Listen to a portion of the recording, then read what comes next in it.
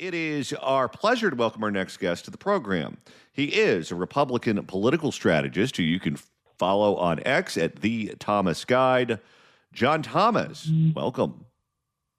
Hey, John, great to be with you. Well, thanks so much for stopping by.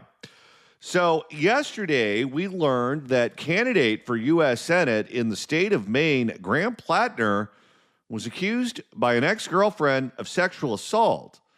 We know that this guy has had 1,000,001 problems, including having a Nazi tattoo, declaring himself to be a communist, and at one point he called the Virgin Mary a skank. And now we know that he's an accused rapist by at least one person, an ex-girlfriend. He has denied all of the allegations. He put up a video yesterday where he did so. They must have done about 55 cuts, though, because that was something that was all edited together, which is odd in a video that you would post denying that you're a rapist. But anyway, he said he didn't do it and that he has not decided how he would move forward in terms of his campaign for the United States Senate. What do you think his options are at this point, and what do you think he's going to do? Well, this is actually an interesting circumstance, John, for a couple reasons. First of all, Graham won his primary fair and square, even after some of these first allegations, whether it's the Nazi tattoo, et cetera, had come out, and Maine voters, Democratic voters, chose him overwhelmingly. It reminds me a little bit, John, of Joe Biden carrying the nomination to be the Democratic nominee for president again, and yet being cooed by his own party when they decided that he was not viable any longer. And this feels a little bit like that to me. The Democrats at the leadership level knew about Graham's issues. They didn't do anything about it. Now they're doing something about it for only one reason, John, and that's because it's crystal clear that he will not beat Susan Collins. And the Senate map is so critical, and this is a seat that could have potentially been flipped. It's all about winning. The Democrats clearly don't care about the flaws or the racist candidates they prop up as long as they're winning. When it becomes clear that they're no longer winning, then leadership steps in, and they pulled the largest chip they have. It's not yanking endorsements. I don't think that matters. It's that they're pulling the Senate campaign committee from the Democratic side, supporting cash. This is going to be an incredibly expensive fight, even with good candidates against Senator Collins. And now that they're pulling the air support, it essentially assures a loss for Graham, and that puts him in a bind. So what he's trying to do right now is, one, look like he's going out on his own terms and he's not forced out. And then secondly, it's to extract some kind of concession somewhere from the Democratic leadership before he bows out. You compared Graham Platner to Joe Biden. I thought that was an interesting comparison in that, based on what I've been reading, it looks like it's the party that wants him to drop out, but it is his wife that wants him to stay in the race and fight and not drop out. Similarities yet again to Joe Biden. Yeah, there are a lot of similarities there. That was interesting, John, when I think it was the New York Times that dropped the first bombshell against Platner, that what he did, instead of immediately airing his defense, he had his wife give a bit of a rambling selfie video defense. I think it was that night or the following day. And it was clear that she's the one that wants the power. It's interesting. Look, Graham can't stay in this race much longer. There's a lot of pressure on him, particularly with he's just fundamentally not going to have the resources he needs.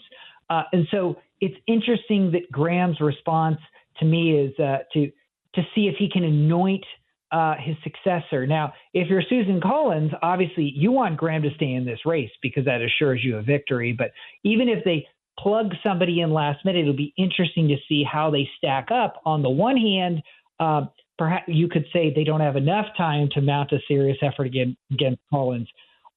On the other hand, sometimes short campaigns inure to the benefit of the first-time candidate because it's not enough time to mount a rigorous defense. It can go both ways, as you saw with Kamala. She had a short-lived presidential campaign and imploded. But we'll see how this all shakes out. There's a lot of uncertainties and a lot of Democratic leadership that has a pretty bad look right now that stood in Graham's defense. Let me play the devil's advocate here for a second and make the case for him staying in the race. If you are Graham Platner and you are at the center of the storm right now, the public, the American public, has the attention span of a gnat. And next week, we're going to be focused on Travis Kelce and Taylor Swift's wedding or divorce or whatever. Or we're going to be talking about some new political scandal, or we're going to be all worked up about the World Cup, or something's going to come along that's going to take our attention away from that Senate race and onto something else. And if you can survive being at the eye of the storm, then maybe you can survive in the long term. And I'll give you an example of when that's worked. That was what the governor of Virginia did, Ralph Northam, when those photographs came out of him in blackface that he claimed was not him. Certainly a lot of the members of the Democratic establishment turned on him, asked him to resign his position as governor. He just dug in his heels and refused to do it. And after he dug in his heels and there was nothing that they could do to remove him from power, they just went back to accepting him as the governor like none of them ever called on him to resign. If you're Graham Platner and you just dig in your heels and you go, look, it's great that all of you are threatening me and asking me to drop out of the race. I'm not going to do it. And come whatever date it is that's the deadline in July, I'm the only game in town. So if you want to control the U.S. Senate, you're going to have to make nice with me. So start now. That certainly is an option, John. I think what it would turn on, that decision I think would turn on, and only Graham knows this for sure, which is to do the blackface comparison with Ralph Northam. That was it. That was the hit. There weren't any other black eyes that were going to come out as a result of that. And so they could ride out that storm. In Graham's case, the question is, are there more stories? Is this going to continue on? And if it does, I'm not sure that he can survive. It reminds me, John, of Eric Swalwell made the calculation to drop out of the race for California governor, most likely because he knew there were more women and there were more stories. And so he had to get out in front of it because the drip would not just cause him to lose, but could ruin everything he ever had. So I think it comes down to that. The other thing is this. The level of resources financially required to win probably one of the most contested U.S. Senate races in the country is so vast and so great, it's very difficult to do it without the party support. So if Graham feels that he can still get their support at the end of the day, then maybe there's an argument to stay in. But if he thinks that the money's not coming back, then there just is no path. I've heard from sources in Washington, D.C. that Republicans are sitting on a very damaging story involving Graham Platner that was not the story that just came out, that was something that was totally different and might even be worse than the one that was just published in Politico. Also, I spoke to a friend who's a deputy district attorney here in the state of California who prosecutes sex crimes cases against those who prey on children. And I asked her about the website that Graham Platner was on. I had not heard of it. And she said that that is one of the go-to websites when law enforcement is trying to look for individuals who are targeting children for sex and they pose as children themselves. That is one of the websites that they go to find those guys, that there's one reason to be on that website and not really much else for people to be there. And so the fact that he was on that website and the fact that he was participating in chat or whatever on that website was a massive red flag for her. And she thinks it's highly likely that something damaging from that website, whether it's inappropriate conversations with underagers or swapping inappropriate pictures or maybe something even worse. But she was of the belief that something along those lines would probably come out too. Well, if true, that is obviously Graham would know what his conversation interactions was. If that's true, I mean, there's no way to survive, that level of depravity. It's clear that Graham is a damaged human being, and I wish him recovery and all of that. But being the Democratic nominee, or potentially, and here's the thing, John, this isn't just one Senate seat.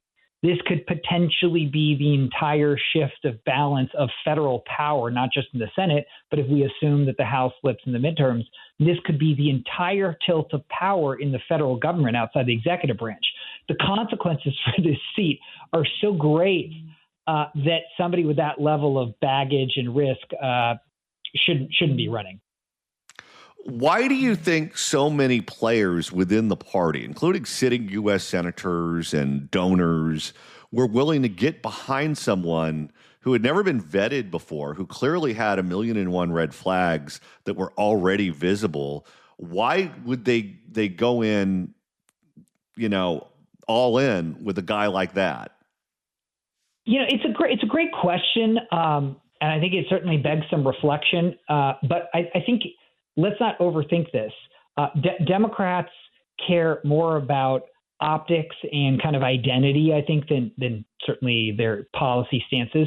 And from afar, he does check a lot of boxes, and he reminds me in a way, without the brain damage, of a John Fetterman-like candidate optically. So I think he kind of fit the working man persona with a military background. So I think they were just so dying to have a viable candidate, and he looked the part, and that was good enough. But it's really a reminder that even though having a electoral history of a voting record can be a double-edged sword, there is merit to having your candidate come up through the ranks because they're battle-tested through multiple election cycles. I've read rumors that he is trying to extract the ability to name his successor if he were to drop out of the race, where it wouldn't be Chuck Schumer making the decision, it wouldn't be the Maine Democratic Party making the decision, it would be Graham Platner himself making that decision. Do you think that that's something the Democratic Party would be willing to give him? Probably not. I don't, unless that choice conveniently lines up with what the establishment wanted anyway. So my guess is right now that's what is going on behind the scenes. Is they're jockeying so that Platner can save face and say there's somebody who shares his ideological worldview, and he helps select the successor. The question to me, John, is are there state AGs or are there potentially adverse consequences or additional leverage that the Democratic establishment is holding over Graham right now, besides just withholding money? If they have bigger leverage than that, could be litigation, force him to go bankrupt, could be criminal consequences, things like that, then Graham has no cards. If they don't have that, then I could see Graham holding out until he gets something to kind of hold his head high as he gets bounced out. Let's go back to when the negative stories first started coming out. And he met with the Senate Democratic caucus to assure them that there would not be more on the horizon. One of the questions that he was asked was a point-blank question from Massachusetts Senator Elizabeth Warren, who asked him if he ever raped anyone. And I remember that day thinking to myself, that would be a wildly inappropriate question to ask someone in a setting like that, unless you have been briefed not only on allegations, but on details related to the allegation. Do you believe that she and others were aware that this was on the horizon when they decided to endorse him? I do, for a couple of reasons. First of all, you don't ask that specific of a question in that particular setting unless you're looking for a last-ditch attempt for some kind of reaction to see how he handles it, and then decide if you're Warren, are you comfortable with his reaction? So I do think they knew about it. I think they probably thought it wasn't going to come out in time, or the accusations weren't credible enough to be taken seriously. The other thing we know, John, and I've done campaigns for years, and you're a media pro, so you know how this works. Typically, when these hit pieces come out, they don't generate in a 24-hour cycle, John. They're weeks and weeks in the making, meaning that since the hit landed on the rape stuff just recently, it means that it's been percolating with a team from the New York Times and others for weeks. And there is no way that an East Coast politician who's as plugged in as she is, like Elizabeth Warren, didn't know that this was coming. Let's say you get hired to run a race for U.S. Senate in a seat that is one of the contested seats that might determine the balance of power in the United States Senate. So you know all eyes are on you and your reputation is on the line. And you're working for a first-time candidate. You're working for someone who's a non-traditional candidate. What kind of oppo research do you do on your own candidate to know if there's something there that could potentially derail everything? So this is something we typically do in any kind of higher profile race, not just U.S. Senate races that I've run, but even governors, gubernatorial races, targeted congressional seats. It's called the self-vulnerability study. And first, you do a resume check. You do the basics, John, things that your candidate has said publicly. You get copies of their resume. Then you request, the actual credentials, whether it's, the degrees from their supposed colleges or their military credentials. So you do those basic fact checks. But if it's a higher profile race or contested race, you actually add a human component to it beyond just what LexisNexis or an investigator would pull up online. And you start interviewing people, everybody that candidate has ever come into contact with. We're talking ex-girlfriends, ex-wives, kids, grandkids if they've got them, neighbors, coworkers, former business partners. And if you talk to 20, 30, 40 of those people, you start to get a profile and understand if there's there. That is required. And we know, John, from coverage that did not happen with Graham Platner. He was quickly catapulted, caught fire, and the consulting team that is kind of more the DSA kind of liberal wing of the Democratic consulting class didn't do any of that level of diligence. John Thomas, Republican political strategist. You can follow him on X at @ThomasGuide. Thanks so much for stopping by. Thanks, John. Appreciate it.